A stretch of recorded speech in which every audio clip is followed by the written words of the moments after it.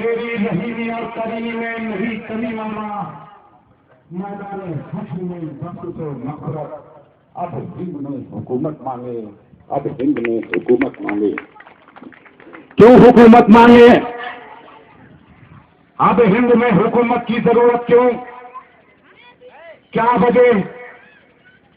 1857 के बाद या उससे पहले न हमारे पास यूनिवर्सिटी थी, न हमारे पास मदरसे थे, न हमारे पास इतनी मस्जिदें थी, न हमारे लोग इतने ज्यादा काम करने वाले थे।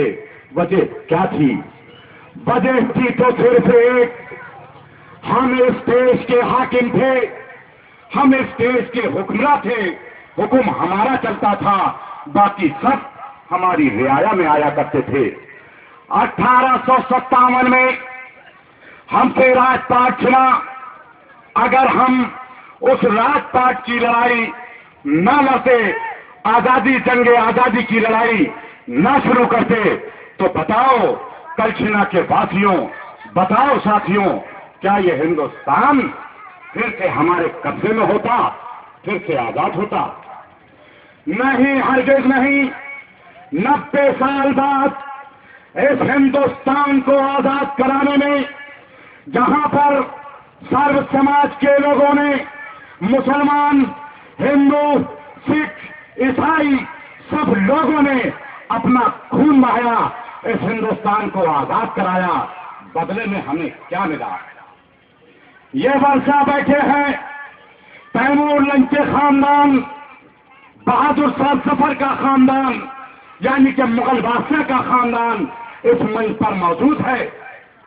बड़े बहुत ही साफ तौर पर औसाफ हुसैन जब बोलता है ना, तो बिल्कुल साफ बोलता है। आदत यह है कि ये निलोपा की आवाज बनकर बोलता है। अगर ये पंडित जी, ठाकुर साहब, यादव जी और जी उनका कोई खानदान होता, उनके मुल्क उनसे आजाद करवाया गया होता, तो इनके आगे तमाम तमगे लगे होते। मगर अफसोस मुसलमानों, ये मुसलमानों का खानदान था, इसलिए इनको कुछ नहीं मिला, कुछ नहीं मिला। सच को कहने में कोई गुरेज नहीं, कोई गुरेज नहीं, इसलिए सच बात कहता हूं और कहता रहूंगा। और बच्चों, तुमको तरबियत देकर जाता हूं, जिस तरीके से 18 साल के अंदर ये इस्माइल, ये मुनकात, ये डॉक्टर लफाफत को तरबियत दी है, अल्लाह का शुक्र है। इन्हीं बच्चों को फिर तरबियत देने के लिए निकला हो। नेलोपा का मिशन क्यों नहीं खत्म होता और क्यों नहीं खत्म होगा? वजह क्या है? नेलोपा का मिशन इसलिए नहीं खत्म होता कि नेलोपा का मिशन जब शुरू हुआ था तो ये जहन में रखा था कि 20 सालों तक हमें इनकी जहन साजी करना है। जब ये बच्चे जवान हुए, जिनका नाम इस्माइल और डॉक्टर लताफत है, आज अब क्यों नहीं खत्म होता? जब हमने काम शुरू किया था, आज से लगभग 18 साल पहले 20 जून 1994 को डॉक्टर मसरूद का इस्तीफा, जब तक हम बिल्कुल खुले तौर पर कहते हैं बहुजन समाज पार्टी के गुलाम हम भी हुआ करते थे, उस पार्टी में हम भी हुआ करते थे।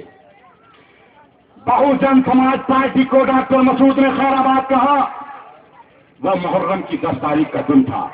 इस कलछना में गांव में पहली बार औसाफ नहीं बोल रहा, कई बार औसाफ बता चुका है। बात को आगे बढ़ाता हूं। 21 जून को पेपर में छाया हुआ, 3 जुलाई 1994 को पहला कार्यक्रम डॉक्टर मसूद का कानपुर में लगा। उसके बाद 25 जुलाई को मैंने बुंदेलखंड में कार्यक्रम लगाया। उसके बाद 6 अगस्त 1994 को पहला इजलास बुलाया गया, जिसमें लगभग सिर्फ 35-40 लोग थे। एक तरबियती कैंप लगा और वो रॉयल होटल विधायक नवाज 47 नंबर का रूम था, जिसमें डॉक्टर मसूद साहब, मोहम्मद अरशद खान साहब दोनों विधायक थे उस टाइम पे। डॉक्टर मसूद साहब एक मिनिस्टर हो चुके थे। IIO का गठन हुआ, इंडियन इस्लामिक ऑर्गेनाइजेशन बनाई गई, उन सबके हम मेंबर हुए और हमसे बताया गया, हमसे कहा गया कि ये इंडियन इस्लामिक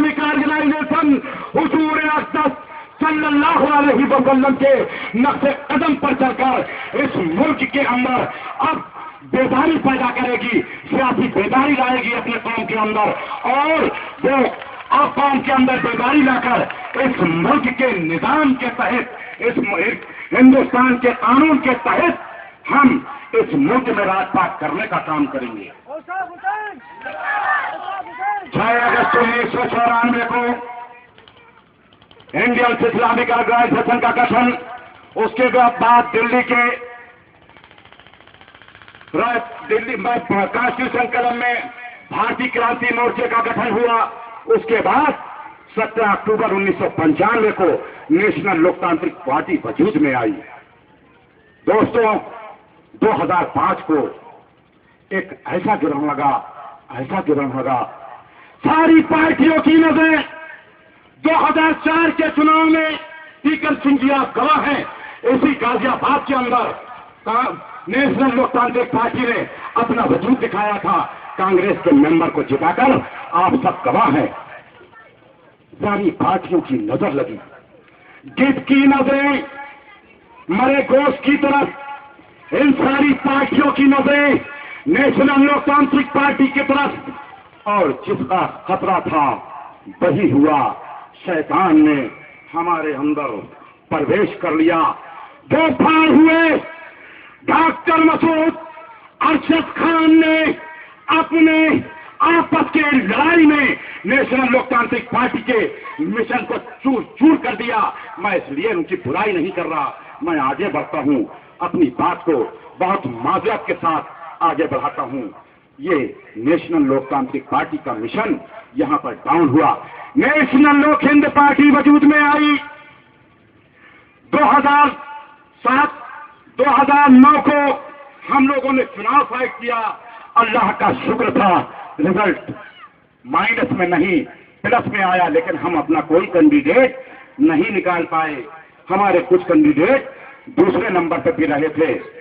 और 14 मार्च 2010 वो मनहूस दिन, और कोई कलशिला गांव के लोगों, तुम सब गवाह रहना। और साफ हुसैन तुमसे मैदान हासिल में जवाब मांगेगा। तुम्हें तरबियती कैंप लगाकर मैंने दिए हैं यहां पर आप लोगों को कैडर प्रोग्राम। आप सब गवाह रहना मैदान महशर में कि मैं आपके बीच में तरबियत देने आया था, और आप सब गवाह रहना। इन सबका दामन पकड़ना वहां जिन्होंने इसको इस पार्टी को, इस मिशन को हुजूर अकबर सल्लल्लाहु अलैहि वसल्लम के उसूलों पर चलकर इसमें कल्पदार पैदा करने की कोशिश की थी। और कोई नहीं था। इस पिछले इलेक्शन में 2012 में मुलायम सिंह यादव, जिसको हमारी कम्युनिटी ने, इस कौम मिल्लत के लोगों ने, इस 1100 साला हुक्मरान लोगों ने 70% वोट दिया, उसी मुलायम सिंह यादव ने उस पार्टी को, उस मिशन को समाप्त करने की कोशिश की। अब बताओ इसका फैसला कौन करेगा, इसका मुजरिम कौन है?